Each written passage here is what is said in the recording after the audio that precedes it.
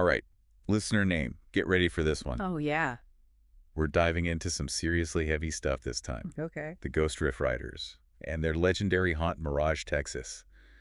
You know, I love a good mystery. And this one's got all ghost power chords and maybe even a hidden dimension or two. Uh, What more could you ask for? what's wild is how the band uses Mirage. It's not just some random setting for their songs. It's woven into the very fabric of their music, their message, everything.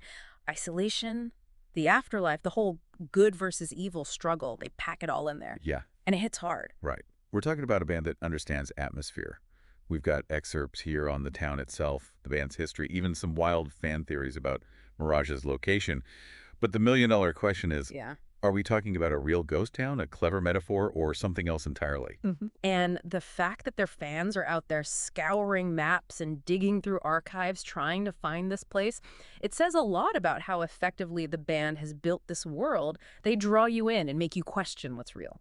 Okay, so before we get lost in the lavender fields of heavy metal lore, let's start with the basics. For anyone living under a rock, who are the Ghost Riff Riders? Imagine this, a heavy metal band that can shred your eardrums one minute and then hit you with these hauntingly beautiful melodies the next. They're not afraid to get dark, to explore the supernatural and the shadows of the human experience. They're raw, they're emotional, and their music just stays with you. And Mirage is like their own personal Abbey Road, right?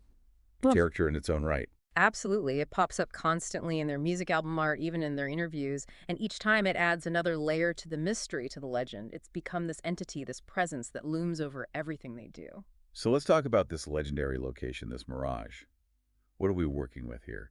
An actual ghost town, something dreamed up in the studio, or something even weirder? The legend, as the band tells it, is that Mirage was this rough-and-tumble mining town back in the 1870s, about 50 miles south of Amarillo. Think crooked lawmen, whispers of buried gold, the whole Wild West deal. Sounds like the perfect breeding ground for some restless spirits in heavy metal mythology, right? Exactly, but here's where it gets interesting. There's absolutely no official record of Mirage ever existing. No maps, no census data, nothing. Wait, so this place might be completely made up, a figment of someone's imagination. It's the question that has fueled countless fan theories. Some people think it's a total fabrication, a symbol the band created from Texas folklore and their own unique vision. And then there's Tal Lore. There's the other camp, the believers. They point to the lack of records as evidence that Mirage was never officially recognized, like it was, lost to history on purpose. Interesting. It's like they want it to be real, Right. even if the evidence is basically non-existent. What is it about this place, this idea, that captures the imagination so strongly? It's the mystery, right? The idea that there are still places in the world untouched by time, by modern life, especially in a genre like heavy metal, which often celebrates the dark, the mysterious, the unknown. Totally. Yeah, so. We've got a band that's obsessed with this maybe mythical ghost town, and fans who are trying to will it into existence. But how does Mirage actually make its way into their music? What are we listening for here? Well, it's more than just mentioning the name in a song. Take Rider Rides again, for example. On the surface, it's this classic heavy metal anthem about breaking free, hitting the open road.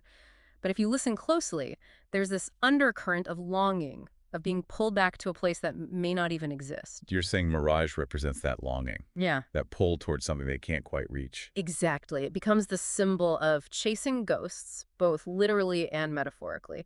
Then you've got Breaking Through the Veil, a much darker, heavier track. Oh man, that one gets me every time. The guitar riff alone is enough to raise the dead. Right. It captures that sense of being trapped between worlds, fighting against unseen forces. In the context of Mirage, it's like Ryder, the front man, is trying to claw his way back from oblivion, from this town that has a hold on his soul. So we're not just talking about a ghost town anymore. This is heavy metal purgatory, a place where the lines between life, death, and something else entirely get blurred.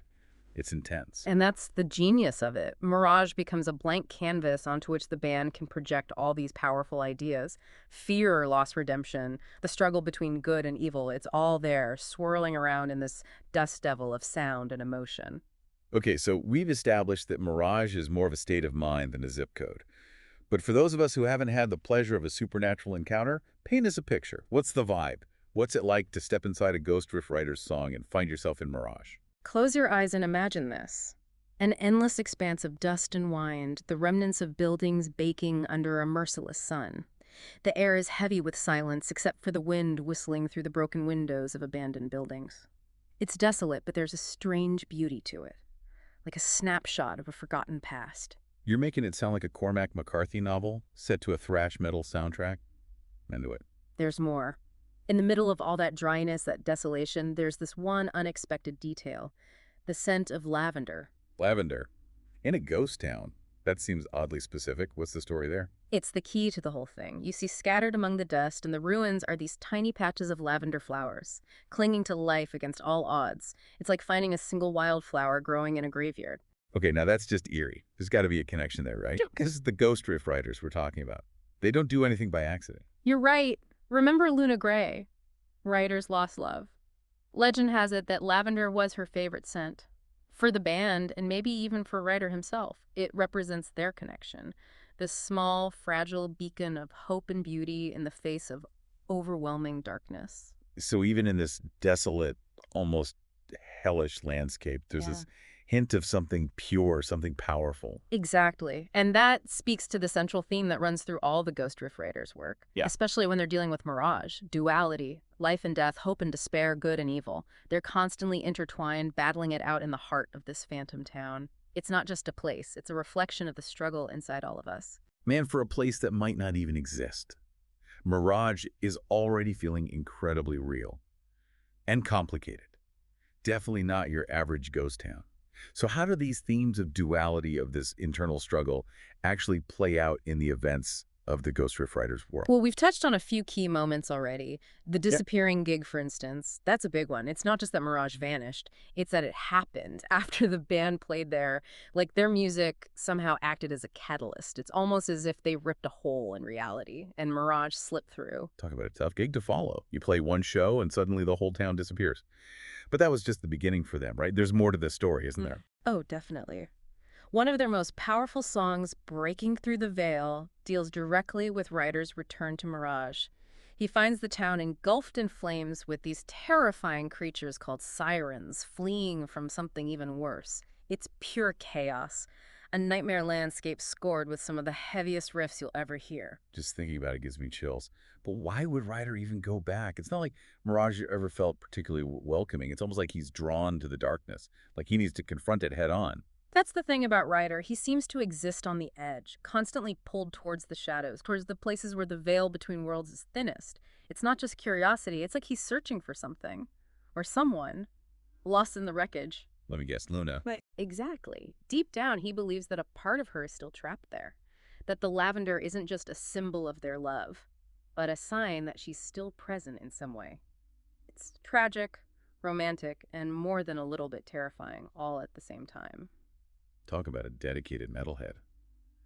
Okay, so we've got a vanishing act, a fiery return, and a love story that seems to transcend life and death itself.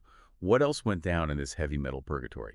There's the whole business with the motorcycle. In Riding the Roads of Texas on a Bike from Hell, Ryder isn't just passing through Mirage, he's tearing through it on a motorcycle he's seemingly acquired in a deal with a fallen angel. Imagine the most badass biker you've ever seen, only instead of leather and chrome, he's surrounded by this aura of fire and brimstone. Okay, now that is just pure heavy metal imagery right there. But it's more than just being cool, right? There's a deeper meaning to all of this. What does the motorcycle represent in the grand scheme of Mirage? It's all about temptation, about the allure of power and the struggle for control. The motorcycle, especially one with a backstory like that, represents the raw, untamed energy that both attracts and terrifies Ryder. Remember, this is a guy who's constantly battling his demons. And the motorcycle becomes a symbol of that internal struggle, the pull towards darkness versus the desire for redemption. So it's this balancing act, this constant push and pull between the light and the shadows, all played out against the backdrop of this desolate ghost town. The more we talk about it, the more Mirage feels less like a physical place and more like a manifestation of Ryder's soul. That's precisely it. Mirage is the crucible in which Ryder is tested, where he's forced to confront his demons and make impossible choices. It's the ultimate battleground for his soul. And the music, with its blend of raw power and haunting melody, perfectly captures that struggle, that constant tension between destruction and redemption. So after everything he goes through, after all the darkness and the struggle, does Ryder ever find peace? Does he ever escape the pull of Mirage? Or is he forever bound to this ghostly crossroads? That, my friend, is the question that lies at the heart of their final album, Echoes of Eternity. It's their most personal, most ambitious work. And it all culminates in this epic showdown between Ryder and the forces that have been haunting him his entire life. Okay, you can't just drop a bombshell like that and not give it the details. Does love conquer all? Does Mirage crumble under the weight of all that heavy metal angst? I won't spoil the ending for you, but let's just say that Ryder has to make the ultimate choice. Succumb to the darkness that's been calling to him, or fight for the light, for the memory of Luna, even if it means confronting the most terrifying aspects of himself. And Mirage, that desolate battleground of the soul, becomes the stage for this final epic showdown. Wow. You know, listener name, as much as I love a good mystery, this one might be a little too intense even for me. The way the Ghost Riff Riders blend music mythology and this deep emotional core, it's powerful stuff. They've created a world that's both terrifying and exhilarating, Mm. and they drag you right into the heart of it. It makes you think, doesn't it, about the places we build inside ourselves, the ghosts we carry, the choices we make when faced with our own personal mirages. It's not just entertainment, it's a reflection of the human condition set to some of the most powerful music ever written. And that's the beauty of it, right? This fictional ghost town, this heavy metal fever dream. It makes us question our own relationship with the unknown, with the darkness that exists both inside and outside of ourselves. And who knows, maybe somewhere out there in the desolate heart of Texas, someone will hear a familiar guitar riff on the wind and know that they're not alone in the vast echoing landscape of the soul.